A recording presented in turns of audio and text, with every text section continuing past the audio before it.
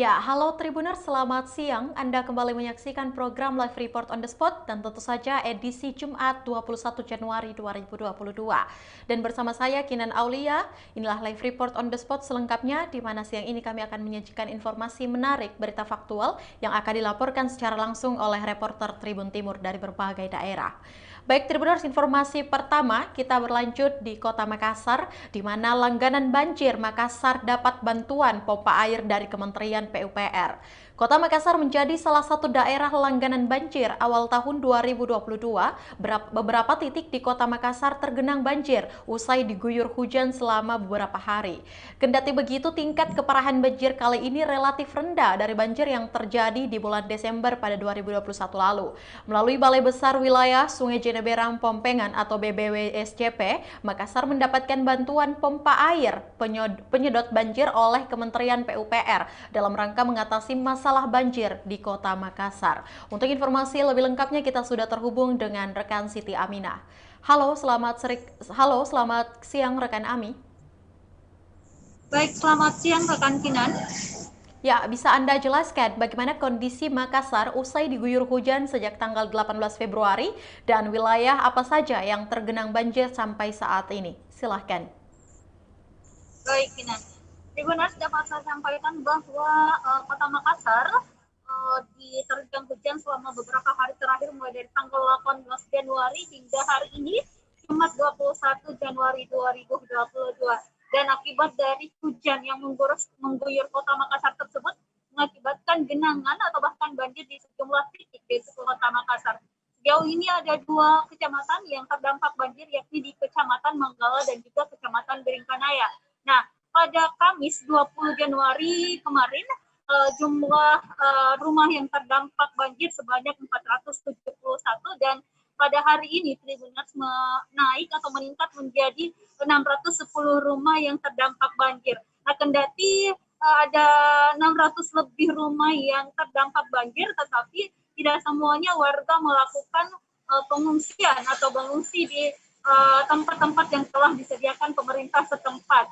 Karena kondisi hujan seperti yang kita ketahui relatif tidak terjadi secara terus-menerus, ada jeda ketika terjadi hujan lebat, kemudian beberapa jam setelahnya itu kembali reda dan itulah proses penyerapan air terjadi akhirnya semakin surut. Jadi warga tidak banyak yang mengungsi di tempat-tempat pengungsian yang telah disediakan. Nah, sejauh ini data dari BPBD, rumah yang 610 rumah tadi terbagi menjadi 2 titik, yakni 104 rumah terdampak di Kecamatan Manggala dan 506 rumah terdampak di Kecamatan Biringkanaya. Nah,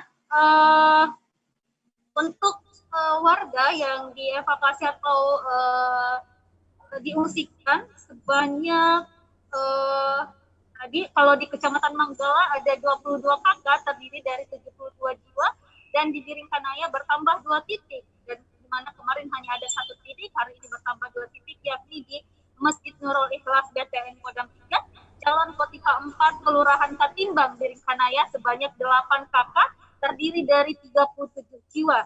Dan di titik kedua yakni di Masjid Ar-Rahmun, Jalan Kompleks Buka Mata, Kecamatan Pacarakan, Kecamatan Biringkanaya sebanyak 17 kakak atau 63 jiwa. Jadi total jiwa yang mengungsi di 3 titik pengungsian yaitu sebanyak 172 jiwa.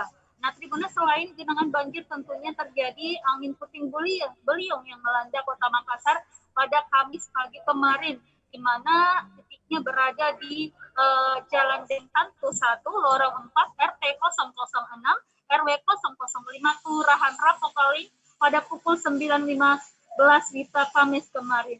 Dan bencana ini menyebabkan 2 rumah rusak berat dan 2 rumah rusak ringan. Adapun kronologi kejadian disebabkan oleh hujan dengan intensitas lebat hingga sangat lebat terjadi mulai tanggal 18 sampai 20 Januari. Dan dinas terkait seperti Dinas Sosial, Dinas Kesehatan, dan Dinas Pemadam Kebakaran juga turut membantu BPBD untuk memastikan warga terfasilitasi baik itu kesehatannya maupun dengan bantuan-bantuan untuk sembakonya atau makan para pengungsi yang ada di titik tersebut. Kinan. Ya, baik. Sampai kapan cuaca ekstrim di Makassar terjadi? Dan semenjak itu apa dampak jika hujan terus turun selama beberapa hari ke depan, rekan Ami? Baik, Badan Meteorologi, Klimatologi, dan Geofisika BMKG Wilayah 4 Makassar telah mengumumkan bahwa cuaca seperti ini, hujan dengan intensitas rendah hingga lebat itu akan terjadi pada tanggal 24 sampai 24 Januari. Jadi masih ada sisa 3 sampai 4 hari ke depan Makassar khususnya dilanda hujan. Tetapi intensitasnya agak sedikit menurun dibanding hari-hari sebelumnya, di mana intensitasnya kini berada pada level rendah hingga sedang. Jadi intensitas hujan lebat tidak lagi terjadi seperti hari-hari sebelumnya. Dan Wali Kota Makassar Muhammad Ramdan Pomanto bersama dengan Balai Besar Wilayah Jeneberang Pompengan telah melakukan pemantauan kemarin di kolam regulasi Nipa-Nipa. Dan hasil pantauan tersebut kemarin Wali Kota Makassar Muhammad Ramdan Pomanto memastikan bahwa kondisi di sana masih tetap aman, tetapi statusnya masih status waspada. Dan kemarin juga Balai Besar Wilayah Pompengan Jeneberang Pak Jaya Soekarno menjelaskan bahwa tinggi air di Sungai Talo sekitar 5,7 meter, sementara tinggi air di kolam regulasi Nipa-Nipa 4 meter. Jadi ada selisih 1,7 meter dan itu setara dengan kemampuan menampung air 1,4 juta meter kubik.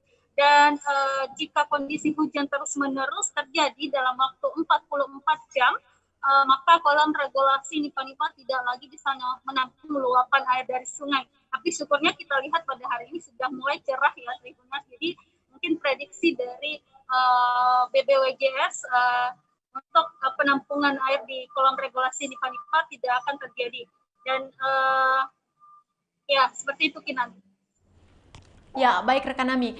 Kira-kira apa solusi yang ditawarkan untuk menjadi penanganan banjir oleh pemerintah kota? Tentu saja. Ya, kemarin pada saat peninjauan di kolam regulasi Nipa-Nipa Kelurahan Antam, Kecamatan Manggala, juga BBWSJP Jeneberang Pompengan telah memberikan bantuan kepada pemerintah Makassar yang dalam ini diberikan langsung oleh Kementerian Pekerjaan Umum dan Perumahan Rakyat berupa pompa air penyedot air jika nanti terjadi bencana banjir di suatu titik tertentu, pompa tersebut akan digunakan untuk mengangkat air atau mengalirkan air dari titik tertentu agar tidak terjadi genangan yang terlalu tinggi. Jadi itu adalah sebagai salah satu upaya untuk menekan terjadinya genangan yang tinggi atau banjir yang tinggi di Kota Makassar. Ada 2 unit bantuan pompa tersebut yang diberikan ke Kota Makassar. Nah, informasinya 1 unit pompa air tersebut bisa memompa 250 liter per detik air. Jadi artinya kalau 2 pompa berarti berkapasitas 500 liter per detik. Jadi seperti yang Tribunas saksikan bahwa itu adalah salah satu proses pemompaan air yang berlangsung di kolam regulasi Nipa-Nipa kemarin. Kemarin Wali Kota Makassar bersama dengan BBWSJP telah melakukan simulasi atau uji coba terkait penggunaan alat tersebut, pompa tersebut. Jadi pompa ini pompa air mobile, jadi bisa dipindahkan dari satu titik ke titik yang lain. Jadi ketika terjadi genangan bisa langsung digunakan pompa tersebut untuk meminimalisir genangan di titik tertentu. Kinan. Ya, baik rekan Ami, terima kasih untuk informasi lengkap yang telah Anda sampaikan. Selanjutnya Tribuners, kita akan menyaksikan hasil wawancara langsung yang telah dihimpun oleh reporter Tribun Timur bersama dengan Wali Kota Makassar, Bapak Muhammad Ramdan Pomanto. Berikut liputannya. Dalam aplikasi pasang surut, sekitar jam 6 mulai puncak tertinggi surut, pasang tertinggi, itu sekitar 1,3 sampai 1,4. Nah itu begitu teknisnya. Nah kami ingin memastikan di sini, nanti teknisnya nanti Kepala Balai menyampaikan lagi berapa jam kalau hujan seperti ini Makassar bisa bertahan. Ya kalau hujannya putus-putus, alhamdulillah. Makanya perlu juga doa. Usaha ada pada kami, doa saya kira ada pada masyarakat.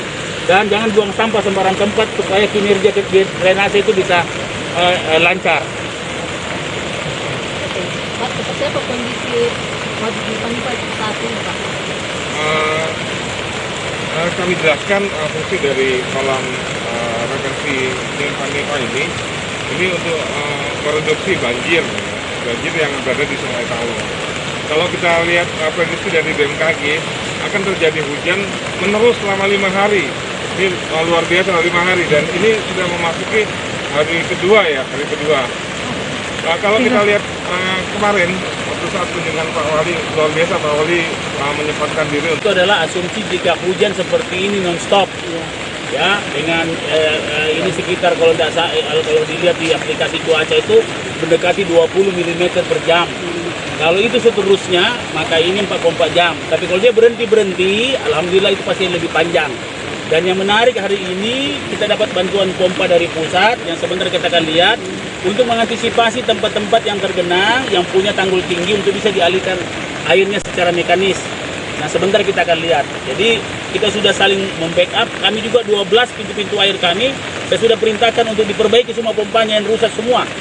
Ya, di Peterani, di mana ada beberapa, ada 12. Ya, kami hasil koordinasi dengan Balai Pompengan. Termasuk kami juga koordinasi tentang tata ruang. Karena persoalan banjir ini bukan hanya persoalan alam, persoalan hujan, tapi persoalan juga tata ruang. Di mana orang membuat pemukiman di tempat air. Nah, jadi sehingga tadi laporan Pak Camat ada 3 orang mengungsi, memang rumahnya itu memang di tempat air.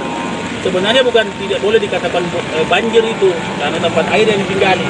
Nah, sudah ada 3 orang yang sudah dijaga. Manggala.